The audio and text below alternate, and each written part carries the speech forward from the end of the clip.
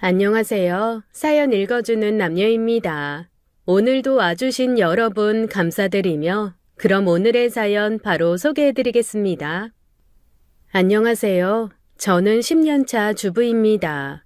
저는 이곳에서 사연을 들으면서 각종 기구한 사연에 놀라곤 하는데요. 저도 참 놀라운 일화가 있어서 이렇게 사연을 보내게 되었습니다. 제가 결혼 전 시댁에 인사를 하러 간 날 벌어진 일인데요. 지금 생각해도 정말 아찔했던 사건입니다. 지금이야 웃으면서 그때 일을 우스갯소리로 얘기하곤 하지만 그 일로 인해 시어머니는 아주 힘든 시간을 보내게 되셨어요. 게다가 그 사건 이후에 시어머니는 완전 다른 사람이 되어버리셨고요. 그리고 시어머니에 이어 시누이까지 변했답니다. 그럼 제가 겪었던, 아니 저희 시어머니가 겪었던 황당한 이야기를 시작해 보겠습니다. 성재 오빠, 우리 결혼하자. 결혼? 내가 먼저 프로포즈 해야 하는데 지은이 네가 먼저 프로포즈하게 해서 미안해. 내가 프로포즈하는 게 뭐가 미안해. 그래서 대답은 예스야 너야? 마음은 예스인데 내가 아직 준비가 안 돼서. 그놈의 준비. 도대체 언제 준비 완료되는데 난 정말 상관없다니까. 난 오빠만 있으면 그깟 집이고 차고 아무 상관없어. 시댁이 가난하면 좀 어때서? 우리 집도 만만치 않은데. 남자친구와 저는 사귄 지 6년 차인 장수 커플이었어요. 대학교 같은 과에서 만난 선후배 사이였죠. 누구보다 성격 좋고 착실한 남자친구 모습에 반해서 제가 먼저 사귀자고 했고 남자친구는 프로포즈 하던 날처럼 망설이다가 제 마음을 받아주었습니다. 남자친구가 망설인 이유는 제가 싫어서가 아니었어요. 그저 자신의 상황이 여자친구를 사귈 만큼 여유롭지 못하다고 생각했기 때문이었죠. 남자친구와 사귀게 된 것도 같은 대학가 근처 술집에서 서빙 아르바이트를 하다가 만나게 된 거였습니다. 제가 먼저 아르바이트 하던 술집에 남자친구가 아르바이트 면접을 보러 왔더군요. 성재 오빠? 양지은. 사장님, 저 사람 알바로 뽑아주세요. 성재 오빠 성실하기로 유명해요. 아마 알바로 뽑으시면 절대 후회 없으실걸요? 그래. 우리 양지은이가 추천할 정도면 믿을만하지. 그래. 자네 언제부터 일할 수 있어? 오늘부터요. 감사합니다, 사장님. 근데 사장님, 혹시 일주일치만 갑을 안 될까요? 갑을? 일도 하기 시작 전부터 갑을 얘기하는 건 처음 보네. 에이, 사장님, 사정이 있나 보죠. 갑을 해줘요. 이 오빠 진짜 일 잘한다니까요. 정 안 되면 어쩔 수 없고요. 오빠, 맞은편 술집에서도 알바생 뽑던데 그쪽으로 우리 같이 옮길까요? 양지은, 이거 성격 참 급하네. 누가 안 해준대. 까짓 거 해줄게, 갑을. 그렇게 남편과 함께 아르바이트를 하게 되었고 나중에 남편에게 갑을 하게 된 사정 이야기를 듣게 되었습니다.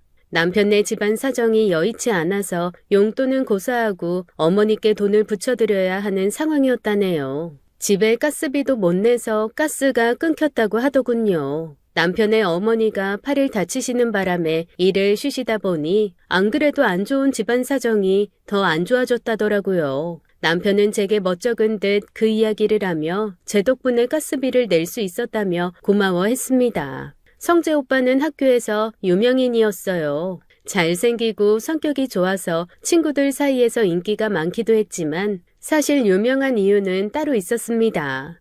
집이 너무 가난해서 휴학을 밥 먹듯이 했고 아르바이트를 쉬지 않고 하는 걸로 유명했거든요. 더불어 성실하고 착하다고 정평이 나 있기도 했죠. 성재 오빠가 잘생기고 성격도 좋고 성실하고 착한데 주변에 희한하게 여자가 없는 이유도 바로 그런 것이었어요. 가난. 그럼에도 불구하고 제가 남편에게 푹 빠져버린 건 착한 인성에 성실한 성격만 보았기 때문이었습니다. 사실 저희 집도 오빠네만큼은 아니었지만 그에 못지않게 어려운 형편이었거든요. 저희 아버지는 동네의 작은 세탁소를 평생 운영해 오시며 저와 동생을 공부시키셨습니다. 대학 학자금 대출을 받긴 했지만 그래도 입학금을 마련할 수 있었던 건 다 부지런하고 성실한 아버지 덕분이었어요.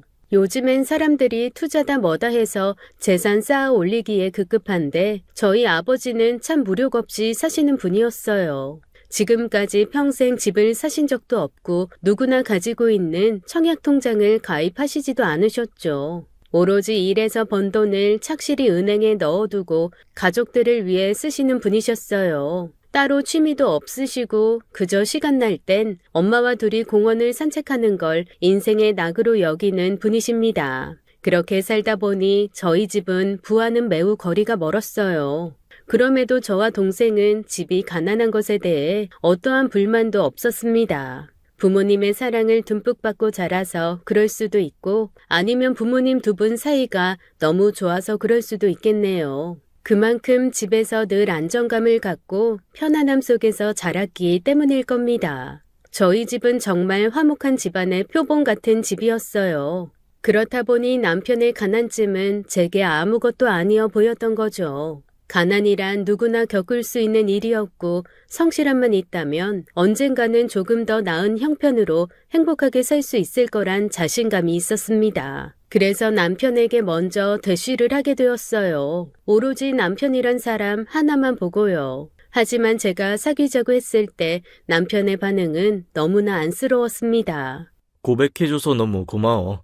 그런데 너도 알다시피 내가 누굴 만날 만큼 여유로운 상황이 아니야. 홀어머니도 챙겨드려야 하고 여동생도 곧 대학 들어가야 하는데 대학 입학금 정도는 마련해줘야 하고 게다가 내 등록금까지 해결해야 돼. 여자랑 데이트 같은 건 꿈도 못 꿔. 나 집에 갈 때 1시간 거리 걸어가는 거 너도 알지?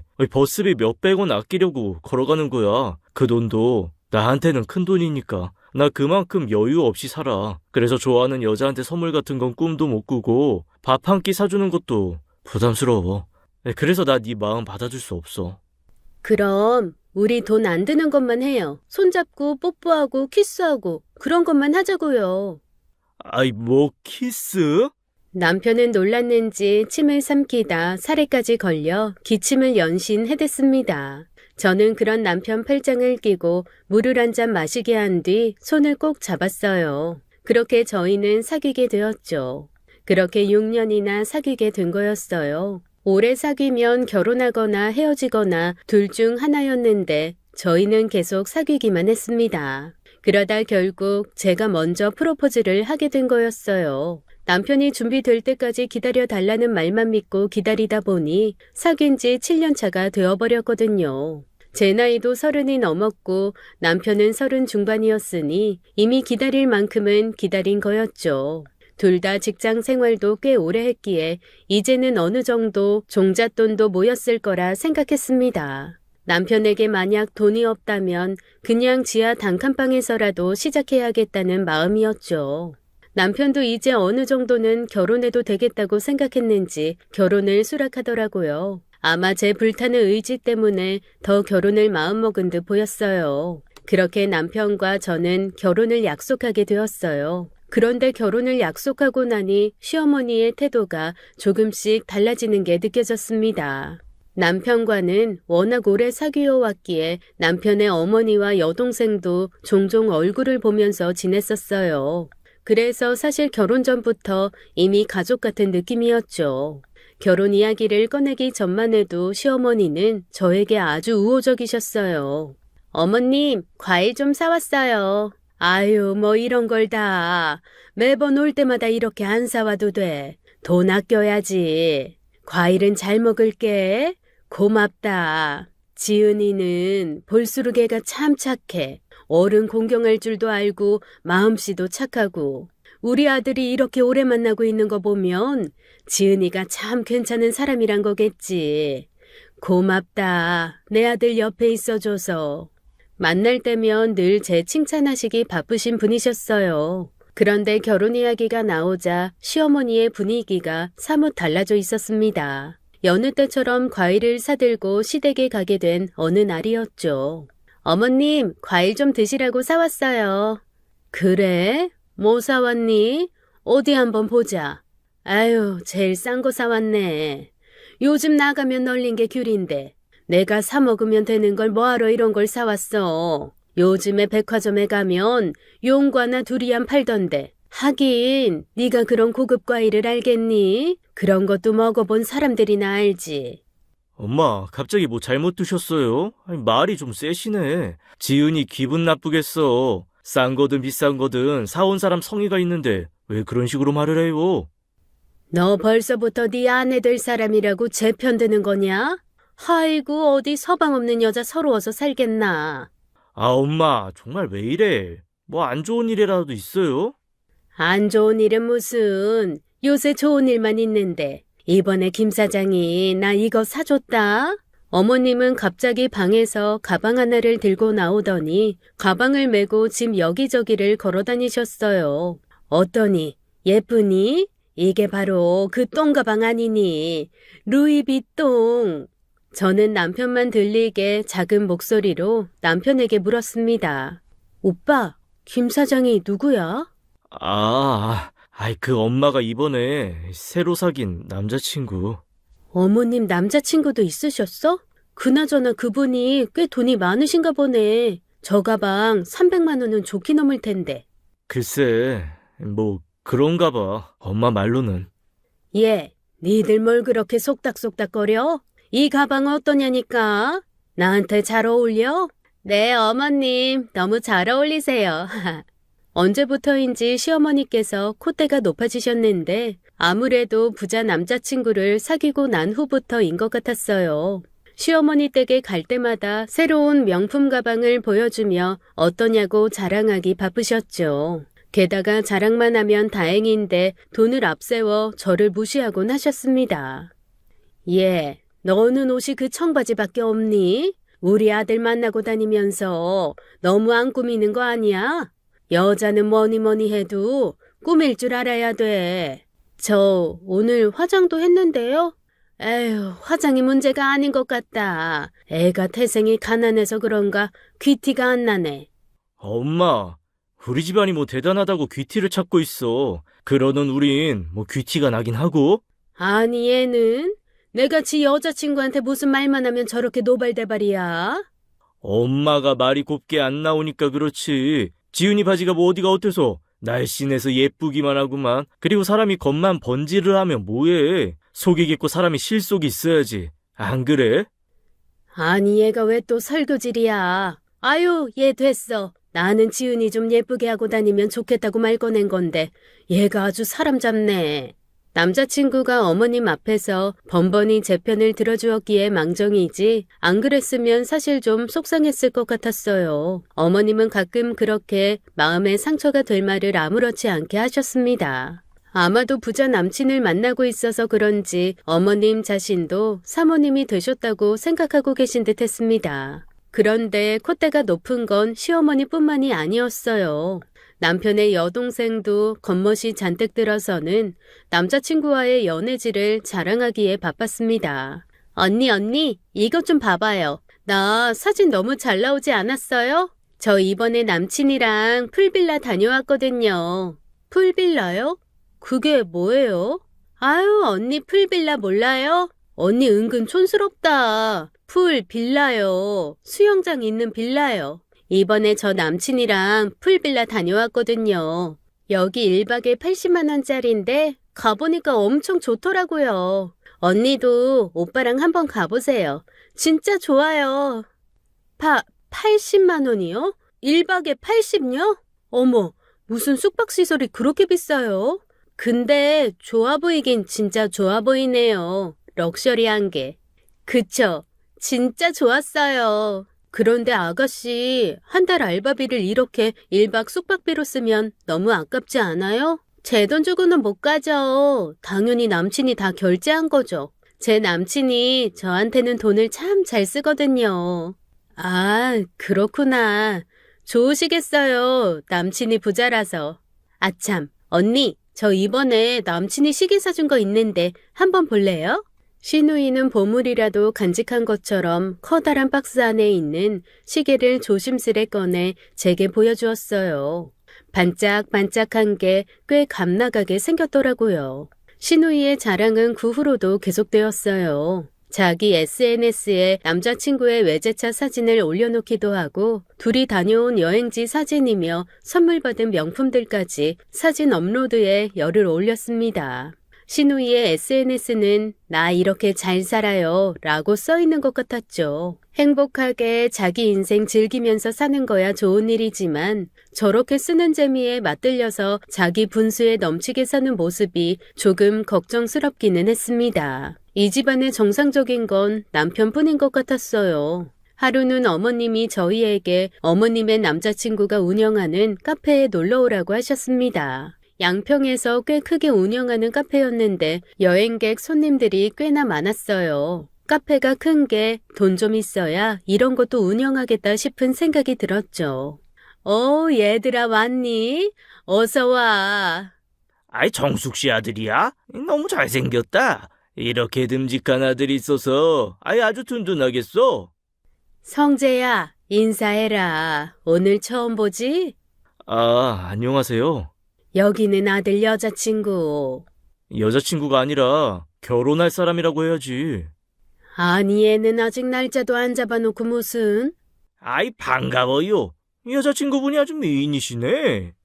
저는 인사를 마치고 카페의 야외 테이블에 앉아 경치를 감상하며 즐거운 주말을 보냈어요. 그 후 가끔씩 그곳에 들러 데이트를 하곤 했는데 시어머니 말씀처럼 그 카페 사장님은 꽤나 부티가 흐르셨습니다. 그래서인지 주변에 여자가 많을 것 같다는 기분이 들었죠. 여자의 직감이라고나 할까요? 아무튼 그렇게 시간이 흐르다가 본격적으로 남자친구와 결혼 이야기가 오고 갔고 서로의 집에 인사를 가기로 약속하게 되었습니다. 오빠, 뭘 사가야 어머님이 좋아하실까? 과일 좋아하시니까 과일 어때? 저번에 귤 사갔다가 한 소리 하셔서 괜찮을지 모르겠네.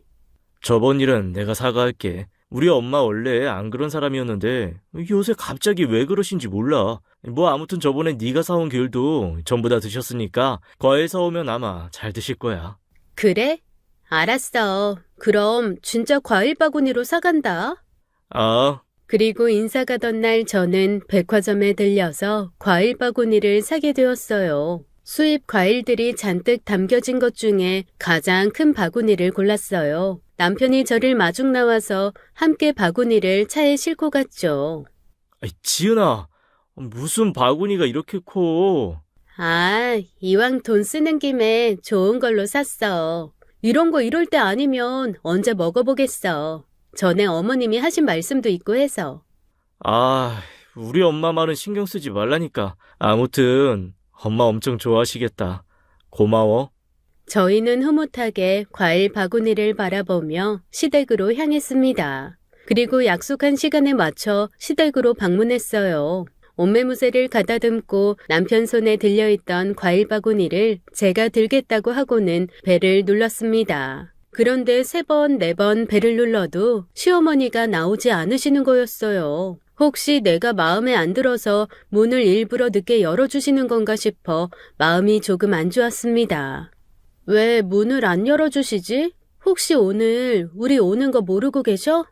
아니야, 그럴 리가. 아침 일찍부터 너 온다고 장 보고 오셨는데? 나 나올 때 음식하고 계셨는데?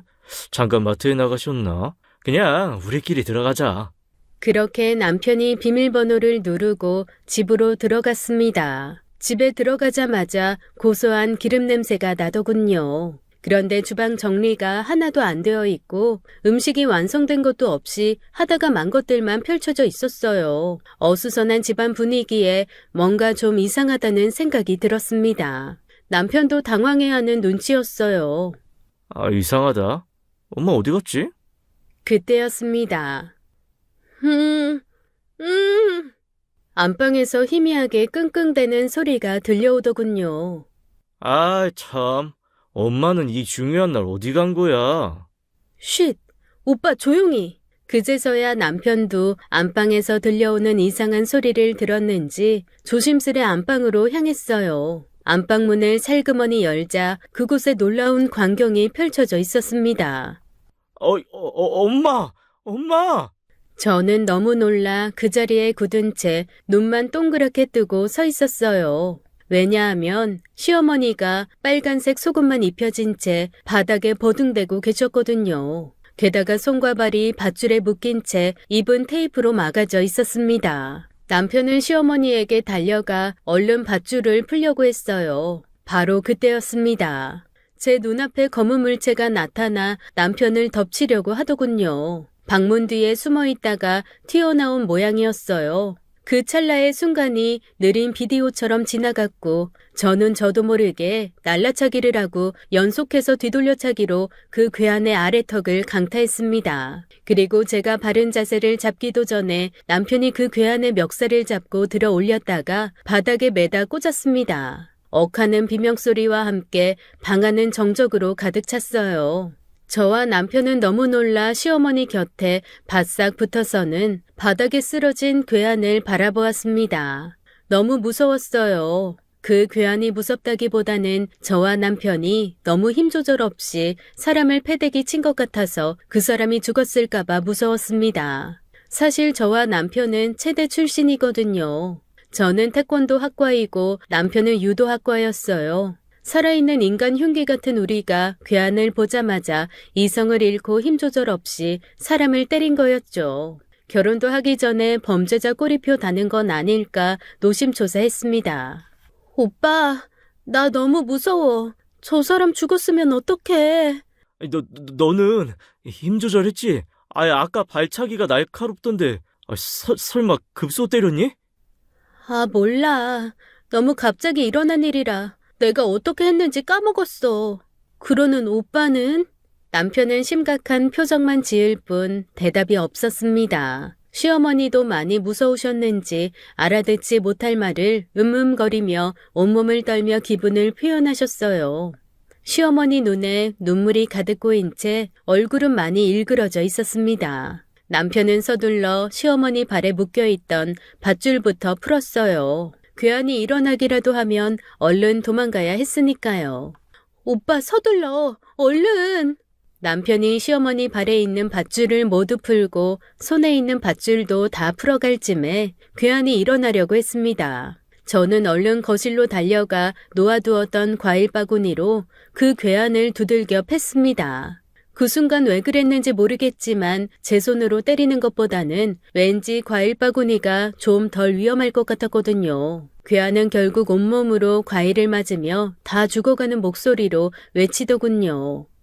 아이, 그만! 아이고, 그만이요! 항복! 항복! 시어머니는 손이 마저 풀리자 입에 있던 테이프를 얼른 떼시더니 소리치셨습니다. 야, 이놈들아! 입부터 떼줘야지! 시어머니를 위기에서 구해준 저희에게 고맙다는 말씀을 가장 먼저 하실 줄 알았는데 시어머니의 첫마디는 저희를 타박하는 거였어요. 그런데 그럴 이유가 있었더라고요. 김 사장님, 살아있는 거죠? 아유, 놀래라. 니들 무슨 힘이 이렇게 세냐. 하마터면 사람 잡을 뻔했네. 저 인간이 맞을 짓을 하긴 했지만. 김 사장님, 우리 애들이 때린 거 이거 정당 방위입니다. 이건 확실히 하고 넘어가자고요. 알겠어요? 알았어. 뭐하냐? 얼른 경찰에 신고하지 않고. 엄마, 대체 이게 무슨 상황이야? 경찰이 오고 나서야 시어머니께 제대로 설명을 들을 수가 있었어요. 카페 사장이라던 김 사장이 시어머니께 돈을 요구했고 시어머니가 돈을 빌려주지 않자 앙심을 품고 집에 쳐들어온 거였습니다. 부자 남친 만나는데 너무 꿀려 보이기 싫어서 내가 있는 척 좀 했더니 이 사단이 났네. 뭐 내가 알고 그랬니? 엄마가 뭐라고 했길래 저 사람이 우리 집에 뭐 볼 거 있다고 쳐들어와. 아니 그냥 뭐 조상님이 물려준 땅이 좀 있다고 뻥 좀 쳤지 뭐. 그게 다야? 아니 뭐 집도 몇 채 있다고 했더니 아니 근데 그거 뺏겠다고 자기 여자친구를 이 꼴로 포박하는 게 사람이니? 어휴 내가 사람을 아주 잘못 봐도 한참 잘못 봤네. 그러게. 왜 그런 거짓말을 했어? 나라고 뭐 그러고 싶어서 그랬니? 너무 가진 게 없어서 창피하니까 그런 거지. 아유 내가 아주 예비 며느리 앞에서 별소리를 다 한다. 지은아 우리 집이 이렇다. 정말 가진 것도 없고 별 볼 일 없는 집이야. 그런 집이어도 네가 시집 와준다면야 나야 고맙지. 너희 둘이 잘 살면 내가 더 바랄 것도 없고. 아니에요, 어머님. 그래도 큰일 없이 지나가서 다행이에요. 어머님 많이 놀라셨죠? 지은이 덕분에 내가 위기를 모면했어. 어쩜 그렇게 발차기가 빠르다니? 내가 아주 눈앞에서 무협영화 보는 줄 알았잖니. 아, 학교 가서 배운 게 이런 것뿐이라. 오늘 너희들 모습 보니 결혼하면 아무 걱정 없이 잘 살겠다는 생각이 들더라. 다만 오늘 인사하러 왔다가 이런 일 겪게 해서 미안하네. 우리 며느리 대접도 제대로 못 해주고. 그러니까 엄마 이제 아무 남자나 만나지 마. 저런 겉만 번지르한 놈들이 더 무서운 놈들이 많다니까. 그나저나 지은이가 엄마 준다고 비싼 과일 바구니 사왔는데 다 멍들었겠다. 아유, 걱정 말어. 내가 하나도 안 빼고 다 먹을 테니까. 고맙다, 지은아. 나 준다고 이렇게 귀한 걸 다 사오고. 너희들 이제 그만 가봐라. 지은이도 많이 놀랐을 텐데 데리고 가서 커피라도 한 잔 사주고 와. 그날 사건은 그렇게 마무리되었고 저는 시어머니께 제대로 좋은 인상을 남기고 결혼식을 올리게 되었어요.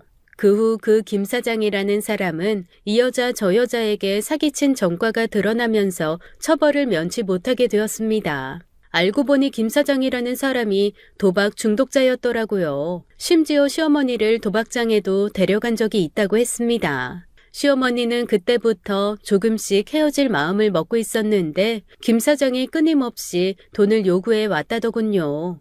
나중에는 시어머니가 자기는 돈 없다고 솔직히 이야기했는데 시어머니가 해온 거짓말들 때문에 돈 없다는 말을 믿지 않더래요. 그래서 제가 시어머니 댁에 인사를 간 날 시어머니를 포박하고 땅 문서와 집 문서를 찾기 위해 여기저기 뒤졌던 거였어요. 그러다 저희가 나타난 거였고요. 세상에 믿을 사람 하나 없다더니 어떻게 자기 여자친구한테 그런 짓을 할 수 있는지 참 사람 조심해야겠더군요. 시어머니는 그 김 사장이 사준 가방들도 재수가 없다며 전부 팔아치우려고 하셨죠.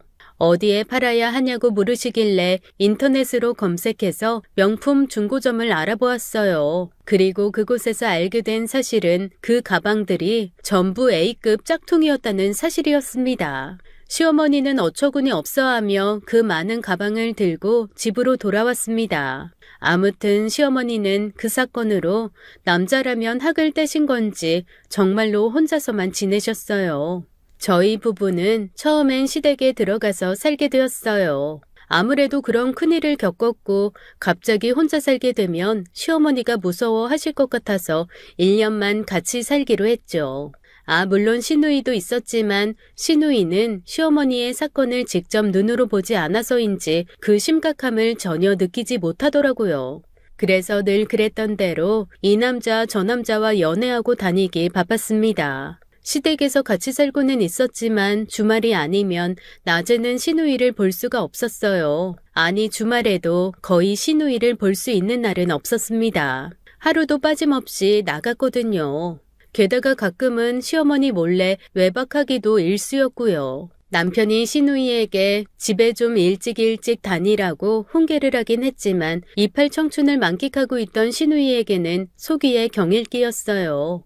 시댁에서의 삶은 나쁘지 않았습니다. 시어머니도 보험 판매 일을 시작하셔서 돈 버시느라 바쁘셨고 저희도 각각 일 다니느라 바빴거든요.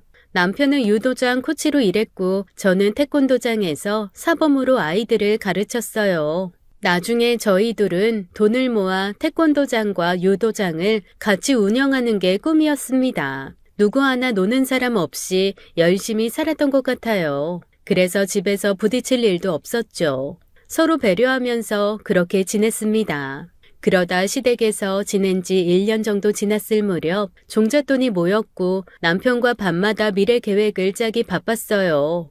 이 돈으로 작은 전셋집을 구해서 나가 살지 아니면 작은 체육관을 시작해 볼지 행복한 고민 중이었죠. 그런데 바람잘 날 없는 인생은 없는 것인지 그때쯤 일이 터지고 말았습니다. 거기 이지혜 씨 집 맞죠? 여기 땡땡 경찰서인데요. 이지혜 씨가 갑자기 집 전화로 경찰에서 전화가 오니 좀 놀랐습니다. 혹시 경찰을 사칭한 보이스피싱인가 해서 경계하며 이야기를 들어보았어요. 제 얘기 다 이해하셨죠? 그럼 이지혜 씨 참고인 조사 받으러 오시라고 전해주세요. 저는 그날 받은 전화 내용에 대해 남편과 시어머니께 이야기했습니다. 신우이 앞으로 고소가 들어왔다고요. 아니 얘는 밖에서 뭐라고 돌아다니는데 고소가 들어와 고소가? 아주 이놈의 기집애 집에 들어오기만 해봐라. 어휴 속 터져. 아니 그럼 그 경찰 말에 의하면 지혜가 결혼을 빌미로 사기를 쳤다는 거야? 그 사람 말로는 그렇다고 하더라고. 아니 아가씨가 그렇게 누구한테 대놓고 사기칠 사람은 아니어 보였는데 이게 무슨 일이래? 아, 이게 얼굴 반반한 거 하나 믿고 뭔 짓을 하고 다니는 건지. 그날 저녁 모두가 아가씨를 기다리고 있었는데 아가씨는 집에 들어오지 않았습니다. 결국 모두 밤 12시까지 아가씨를 기다리다가 포기하고 잠을 청했죠. 그리고 다음날 저녁이나 되어서야 아가씨가 들어왔어요. 가족 모두 흥분해서 아가씨에게 이게 무슨 일이냐고 다그쳐댔고 아가씨는 별거 아니라는 식으로 대충 둘러대며 말하더군요. 아니, 그 자식 그거 아주 질 나쁜 놈이네. 자기가 좋다고 돈 퍼줄 때는 언제고. 하여간 찌질한 놈. 별거 아니니까 신경 쓰지 마. 내가 알아서 할게. 저 아가씨, 이게 별거 아닌 게 아닌 것 같아요. 경찰에서도 조사받으러 나오라고 하던데 그쪽에서 사기죄로 고소까지 한 것 같더라고요. 아니, 남녀 사이에 만나다가 헤어질 수도 있는 거고 남자가 여자 좋다고 하면 선물도 주고 하는 거지. 솔직히 이 상황에 내가 무슨 죄가 있어요? 안 그래요? 뭐 이참에 잘 됐네요. 안 그래도 헤어지자는데도 거머리처럼 달라붙어서 귀찮았는데 이번 일로 확실하게 정리할 수 있겠어요. 정말 별일 아니니까 다들 신경 쓰지 마세요. 그때 아가씨의 전화 벨소리가 들려왔어요. 띠리리 띠리리. 오빠 왜 이제 연락해? 내일 7시? 응 그래 알겠어. 그럼 그때 거기서 봐. 응. 신우이가 코맹맹이 소리로 애교를 떨며 누군가의 전화를 받는 듯 했는데 아무래도 고소한 남자 말고도 남자가 또 있는 듯 했죠. 그 모습에 저도 모르게 불쑥 질문을 던졌습니다. 아가씨, 혹시 남자친구가 또 있어요? 아니, 만나는 남자가 몇 명인 거예요? 지금은 찌질이 정리하고 나면 한 4명? 아이, 4명? 야, 너 도대체 남자들을 뭘로 보길래 그렇게 아무나 막 만나고 다녀? 너 그러다 진짜 큰일 나. 이 세상에 또라이가 얼마나 많은데 이게 세상 무서운 줄도 모르고. 이거사, 너는 엄마 저번에 그렇게 된 거 보고도 그래? 남자 조심해 이거사. 뭐래. 언제는 이 남자 저 남자 많이 만나봐야 그중에 좋은 남자 골라갈 수 있다며.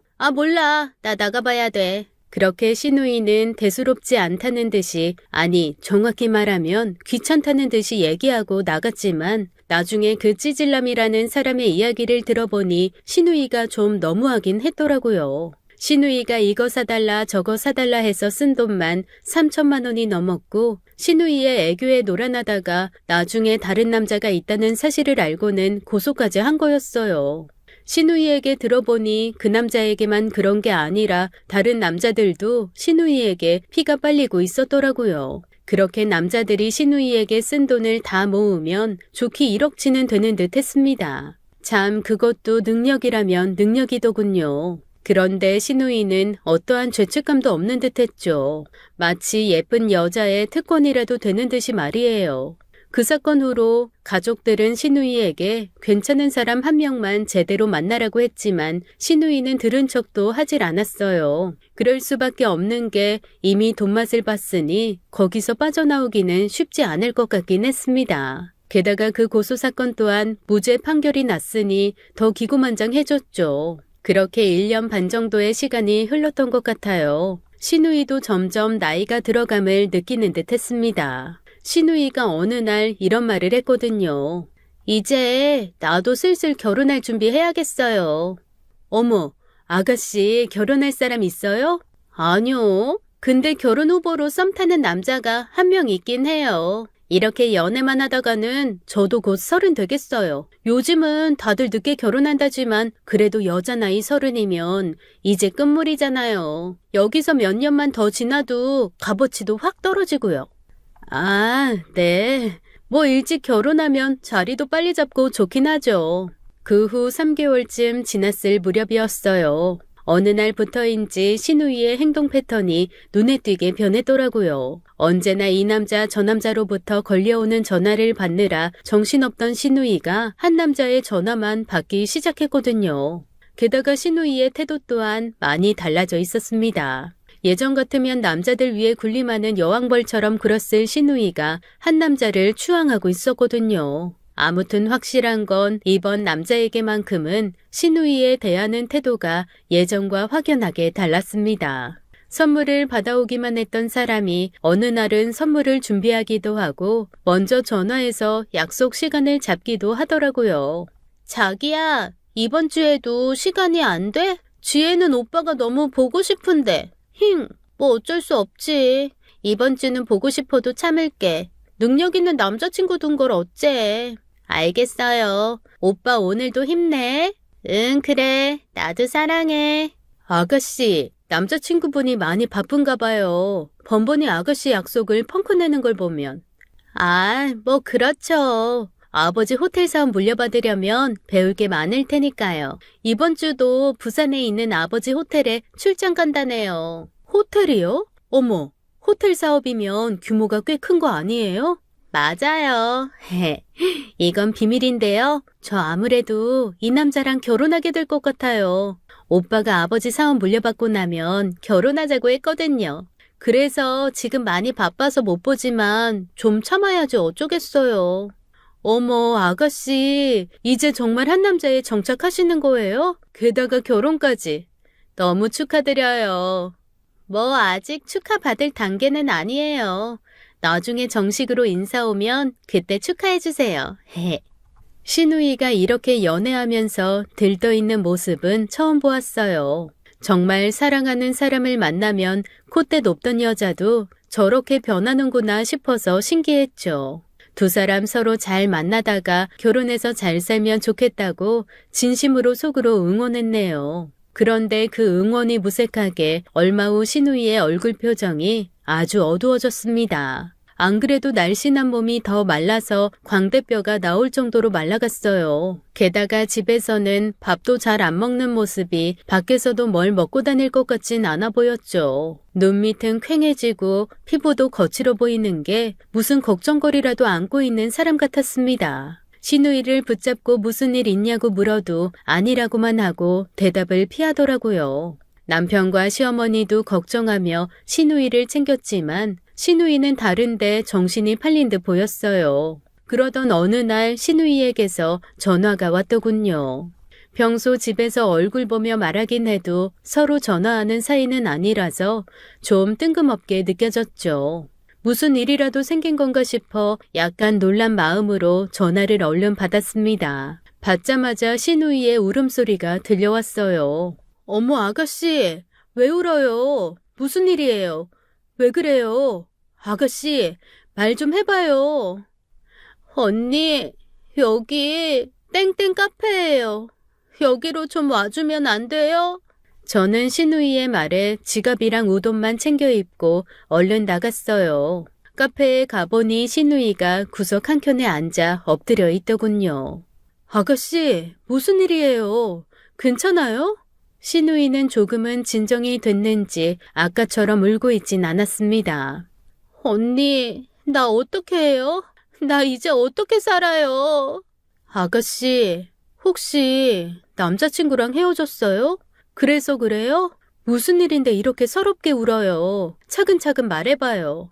신우이는 울음을 참아내며 간신히 말을 이어갔어요. 알고 보니 그 남자친구라던 사람이 사기꾼이었고 지금은 외국으로 잠적해서 떠나버렸다더군요. 아버지 호텔이란 건 애초에 있지도 않았던 거였고 결혼 약속도 다 거짓이었다고요. 그런데 그렇게 헤어지기만 한 거였으면 신우이가 이렇게 울진 않았겠죠. 문제는 신우이에게서 수억을 뜯어간 일이었어요.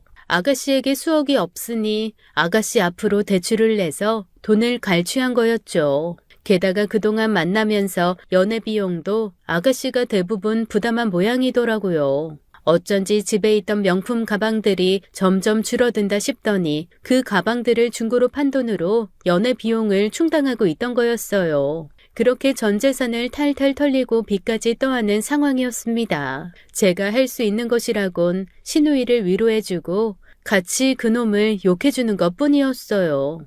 나중에 시어머니와 남편도 이 사실을 모두 알게 되었죠. 다 같이 경찰서를 찾아가 신고를 했지만 이미 해외로 도망간 사람을 찾는 건 어려운 일이었습니다. 피해자도 아가씨뿐만이 아니었어요. 그놈의 부자 행세에 넘어가 돈을 갈취당한 여자들이 여러 명이었어요. 아주 작정하고 한 짓이었죠. 경찰들은 수사해서 그놈을 잡으면 연락을 준다고 했지만 그다지 신용이 가지는 않았습니다.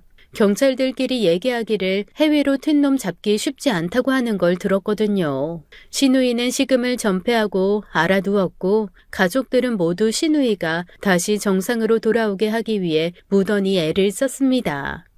지혜야, 내가 진짜 너한테는 내 친구들 절대로 소개해줄 생각 없었거든. 근데 이건 정말 큰맘 먹고 보여주는 거야. 이 중에서 골라봐. 오빠 친구들 중에 마음에 드는 사람 있으면 소개해줄게. 오빠, 지금 나한테 사람을 사람으로 잊으라는 그런 개소리를 하려는 건 아니지? 내가 그냥 헤어진 것도 아니고 사기꾼한테 당한 건데. 말하기도 입 아프다. 다 귀찮아. 제발 이상한 소리 하지 말고 내 눈앞에서 사라져 줄래? 뭐라도 해서 동생을 기운 차리게 하고 싶었던 오빠의 노력은 물거품이 되었어요. 애초에 저는 그러지 말라고 말리긴 했습니다. 시어머니도 가만히 있을 수는 없으셨는지 신우이를 데리고 백화점에 가시기도 했죠. 귀찮다는데 이런 데를 데려왔어. 나 필요한 것도 없고 사고 싶은 것도 없어. 그래도 또 나오면 갑자기 필요한 게 생기고 그런 거지. 이리 와봐 지혜야. 오늘 엄마가 너 명품 가방 사줄게. 엄마 오늘 월급 들어왔어. 하나 골라봐.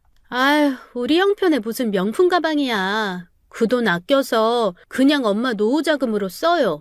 엄마 혹시 나 놀리는 거야? 내가 명품 가방 판 돈으로 그 남자 다 갖다 준 거 상기시키려고? 아니 얘가 무슨 말을 하는 거야.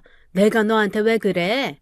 난 그냥 네가 걱정돼서 그러지. 그동안 명품 가방만 들던 애가 가방도 하나도 없으니까 엄마로서 큰맘 먹고 하나 사주려고 하는 건데 넌 무슨 말을 그렇게 못되게 하니? 엄마를 뭘로 보고? 나 가방 필요 없어. 더더욱이 명품 같은 거 이제 관심도 없고 사람이 분수에 맞게 살아야지. 안 그래? 내가 겪어보니까 뱁새가 황새 따라가다가 가랑이 찢어진다는 말이 딱 맞더라. 몰라. 다 귀찮아. 이왕 나왔으니까 들어가는 길에 떡볶이나 먹고 들어가자. 남편과 시어머니의 노력에도 신우이는 계속 축 처져서 지내고 있었어요.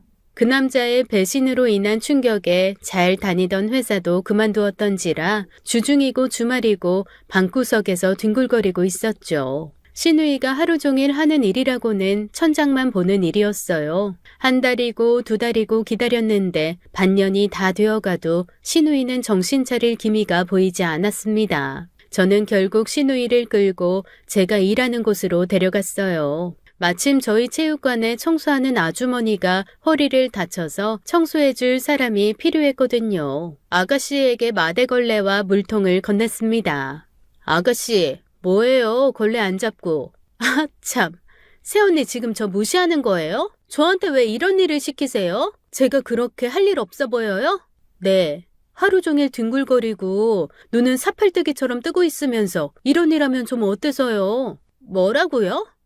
됐어요. 저 그만 갈게요. 야, 이지혜.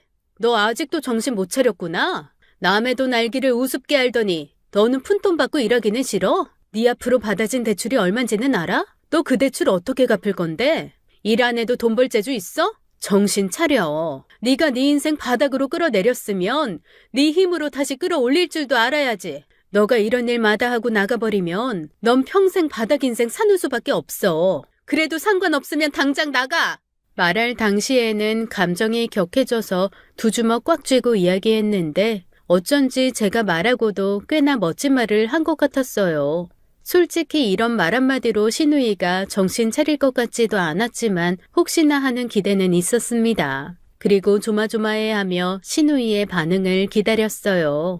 다행히 반응이 오더군요. 제 말에 시누이도 느끼는 게 있었는지 멈춰 서더라고요. 그리고는 말없이 청소를 시작했어요. 그 후로도 매일 아침 일찍 체육관에 나와서 청소를 했습니다. 그러다 다시 회사에 취직하고는 열심히 일만 하러 다녔어요. 그렇게 5년의 시간이 흘렀습니다. 월급은 거의 빚 갚는 데 썼는지 빚도 많이 갚았더라고요. 그 5년의 시간이 시누이에게 어떻게 흘렀는지는 모르겠지만 결코 헛된 시간은 아니었던 모양이에요. 아마도 끝없는 인내의 시간이었겠죠. 그래도 묵묵히 일하며 빚을 갚는 모습에 시누이를 다시 보게 되었어요. 시어머니가 그랬듯 시누이도 새 사람이 된 듯이 느껴졌죠. 시누이 외모에 주변에서 대쉬도 많았을 텐데 시누이는 그 누구도 만나지 않는 것 같았어요. 그 사이 저희 부부도 아이를 가지면서 분가에서 나와 살게 되었고 조그마한 체육관도 열게 되었습니다. 모든 게 순탄하게 지나가는 듯 했습니다. 그러던 어느 날 시누이가 삼겹살 파티를 하자며 저희 부부를 시댁으로 초대했어요. 그리고 그날 눈물 없이 삼겹살을 먹은 사람이 아무도 없었죠. 왜냐하면 시누이가 그 많은 빚을 모두 갚았거든요. 그 빚이 자그마치 1억 8천만 원이었습니다. 시누이도 울고 우리 가족 모두 눈물 지으며 얼굴에는 미소를 띠고 있었어요. 그리고 그날 또 다른 놀라운 사실을 알게 되었어요. 시누이가 조심스레 이야기를 꺼냈습니다. 저 사실 오늘 드릴 말씀이 하나 있어요. 시누이의 조심스런 말에 모두의 눈과 귀가 집중되었어요.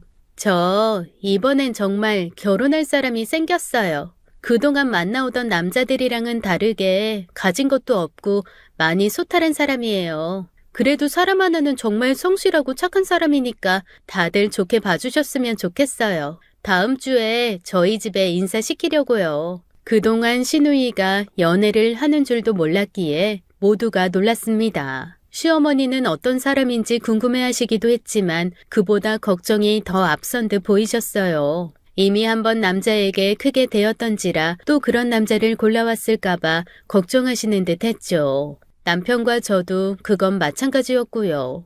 자라보고 놀란 가슴 소뚜껑 보고 놀란다잖아요. 아무튼 그렇게 모두가 마음 졸이며 기대 반 걱정 반으로 그 남자를 기다렸습니다. 시누이가 예비 신랑을 데리고 들어오는데 뒤에서 후광이 나더군요. 훤칠한 키에 준수한 외모의 그 사람을 마주하는 순간 저는 너무나 놀라고 말았습니다. 너 김준수? 양지은? 성재영? 어머, 셋이 아는 사이였어요? 와, 세상 좁다 하더니 김준수를 시댁에서 만나게 될 줄 누가 알았겠어요. 김준수로 말할 것 같으면 사람들에게 엄청난 비밀을 숨기고 있는 음흉한 친구였어요. 그 비밀을 아는 건 오로지 저뿐이었죠. 그런 사람을 시누이의 신랑감으로 마주치다니 놀라지 않을 수가 없었습니다. 준수는 저를 보며 마치 잘못을 저지르다 들킨 사람처럼 안절부절 못하는 모습이었죠. 그래도 일단 시누이의 남자친구로서 인사를 온 것이니 일단은 그 비밀에 대해서는 함구하고 있었습니다. 그래도 비밀을 지키기로 했던 과거의 일이 있었으니 일단은 그래야 한다고 생각했으니까요. 야, 김준수 오랜만이다. 형. 진짜 오랜만이네. 어떻게 이런 우연이. 지혜씨 오빠가 형이었어? 형한테 이렇게 예쁜 여동생이 있는 줄은 몰랐네. 준수는 저와 같은 과 동기입니다. 그래서 남편과도 안면을 트고 있는 정도였죠. 시어머니께도 인사를 드리고 나서 모두 모여 담소를 나누게 되었어요. 시어머니는 준수를 마음에 들어하는 눈치였죠. 인사를 다 마친 준수가 돌아가기 전 저를 눈짓으로 불러냈어요. 왜? 있잖아. 뭐, 네 비밀? 아가씨 아무것도 모르는 눈치던데. 내 말 맞지? 미안한데, 아직은 말하지 말아줘. 내가 나중에 다 설명할게. 어? 으이그, 걱정 마. 그 비밀 뭐 하루 이틀 지켜주냐? 너 약속했다. 안 그래도 지한테는 내가 때 되면 말하려고 했어. 준수가 돌아가고 나서 시어머니는 딱 한 가지 빼고 전부 마음에 들어 하셨어요. 애가 바르고 착한 게 다 마음에 드네. 게다가 검소하기까지 한 것 같고 지혜가 어떤 남자를 데려올까 궁금했는데 내 생각보다는 괜찮은 사람 같네. 그럼 결혼 허락하시는 거예요? 내가 허락하고 말고 할 게 뭐 있어. 지들이 좋다는데. 다만 남자네 집안이 돈이 있어 보이지는 않아서 그게 좀 걸리지. 아, 남자네 집안이 어떤데요? 그냥 뭐 아버지는 은퇴하신 지 오래돼서 집에 있다고 하고 어머니는 5년 전에 돌아가셨다는데 딸린 동생들이 3명이나 되니까 게다가 장남이고 모아놓은 돈도 별로 없는 모양이더라고. 시댁에 들어가서 살아야 한다는데 그럼 돈이 없어서 그런 거지 뭐. 장남의 홀시아버지를 모셔야 하고 딸린 동생들만 3명이라니 준순의 어머니가 돌아가신 지는 저도 모르고 있었어요. 아무래도 동기들에게 부고 소식을 전하지 않은 모양이었습니다. 그러니 저도 모르고 있었던 거고요. 아무튼 시어머니는 그래도 사람 하나 괜찮다니 믿고 결혼시키겠다고 했습니다. 시누이에게 들어보니 연애도 정말 검소하게 했더라고요. 도서관에서 만나서 둘이 영어 공부하고 책 보면서 연애했다고 하더군요. 커피 사 마실 돈도 아끼느라 자판기 커피 마시면서 알콩달콩 지낸 모양이었습니다. 저는 그 얘기를 듣는데 좀 마음이 찜찜했어요. 도대체 준수가 왜 그렇게까지 하는 건지 이해가 가질 않았죠. 그리고 다음 주 주말에 시누이가 준수네 집에 인사를 간 모양이었어요. 잘 다녀왔는지 시어머니께 연락이 왔더군요. 지혜가 준수네 다녀온 모양이야. 그런데 생각대로 집이 많이 어려운 모양이더라고. 시아버지는 휠체어 타고 생활하시는데 작은 집에서 혼자 사시는 모양이더라고. 작은 거실에 방 2개짜리 오래된 주택이라는데 우리보다 더 어렵게 사는 것 같아. 그래서 어머님은 마음에 안 드세요? 아무래도 좀 그러네. 그냥 이대로 결혼시켜야 하나 싶고 말려야 되나 싶기도 하고. 고생길 훤히 보이는데 어느 부모가 좋아하겠니? 네 입장에서 보면 나도 홀시어머니라 뭐라 할 말은 없지만 그냥 그렇네. 그런데 지혜는 그래도 상관없나 봐. 몇 년 전만 해도 그렇게 속물처럼 굴더니 이젠 돈이라면 아주 질색을 하니 말이야. 그럼 그냥 아가씨 원하는 대로 놔두세요. 사람 인연이 어떻게 마음대로 되는 것도 아니잖아요. 그리고 그 둘은 소박한 결혼식을 올렸습니다. 신혼여행을 다녀와서 둘은 시댁으로 들어갔어요. 아가씨가 결혼식을 올릴 때까지도 저는 준수의 비밀을 남편에게조차 이야기하질 않았어요. 준수가 그러는 데는 뭔가 이유가 있겠거니 했거든요. 그리고 그 비밀이 그렇게 오래 갈 수 없을 거라 생각했기에 그냥 흘러가는 대로 두었죠. 이제 시댁에서 짐을 풀었을 아가씨에게서 연락이 왔더군요. 새언니, 저 지혜예요. 저 아무래도 뭔가 잘못된 것 같은데 혹시 언니는 알고 있었어요? 네? 뭐가요? 준수 씨요. 준수 씨네 집 말이에요. 아, 네. 좀 그렇죠? 네. 준수 씨가 언니는 알고 있었다던데 역시 그랬군요. 시누이는 너무 놀랐는지 이 말 저 말 횡설수설 해대었어요. 그것도 그럴 수밖에 없는 게 사실 준수네는 엄청난 부자거든요. 그걸 대학에서 아는 건 저밖에 없었고요. 제가 알게 된 것도 엄청난 우연이었어요. 어느 날 학교를 가다가 차에 치일 뻔한 적이 있었습니다. 그것도 아주 고급 승용차예요. 제가 놀라서 쓰러지자 차에서 5명의 사람이 우르르 쏟아져 나와 저를 부축해서 일으켰어요. 준수의 어머니, 아버지, 동생 2명, 그리고 준수였죠. 사실 준수의 이미지는 부자와는 거리가 먼 친구였어요. 늘 돈이 없어서 친구들에게 빌붙어서 밥을 얻어먹기도 하고 돈 없다며 술자리에 잘 참석하지도 않았거든요.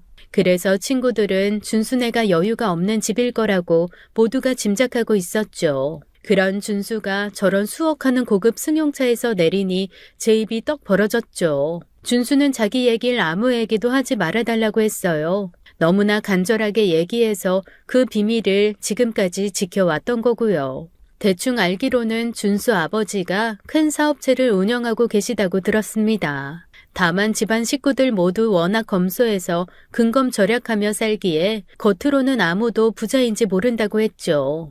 그리고 과거에 무슨 일이 있었는지 그것 때문에 더더욱 집안 재력을 숨기는 듯 했어요. 더 자세한 건 저도 모르고요. 그런데 시누이가 시댁에 들어가 보니 집이 으리으리했던 거죠. 시누이는 처음엔 많이 놀라했지만 나중엔 시댁 재력에 큰 관심이 없어 보였어요. 부잣집에 시집 갔다고 해서 명품 가방이 생기지도 않았고 여전히 검소하고 성실하게 살았거든요. 그리고 결혼한 지 몇 달 지나서 시누네와 저희 부부네가 모여 술을 마신 적이 있었어요. 그때 준수가 왜 그렇게 자신의 집안을 숨기려고 했는지 알게 되었습니다.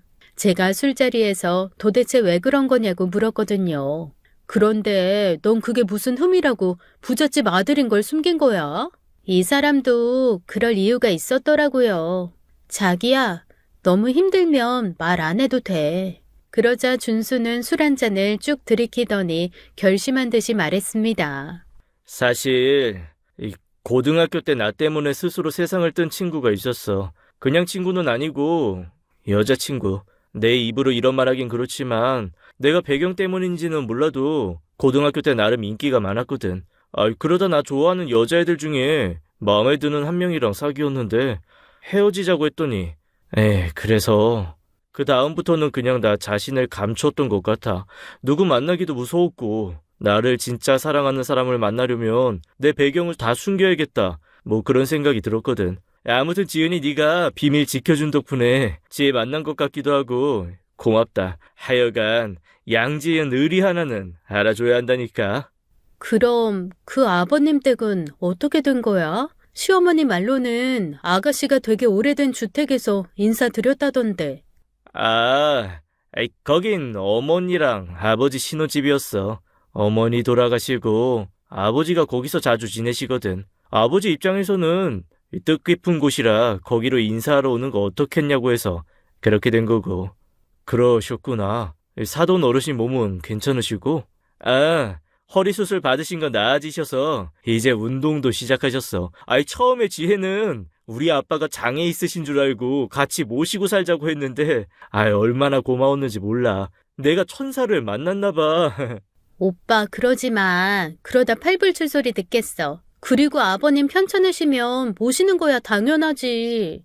그렇게 화기애애하게 술자리를 마무리하고 집으로 돌아왔습니다. 가끔씩 시누이가 그러더라고요.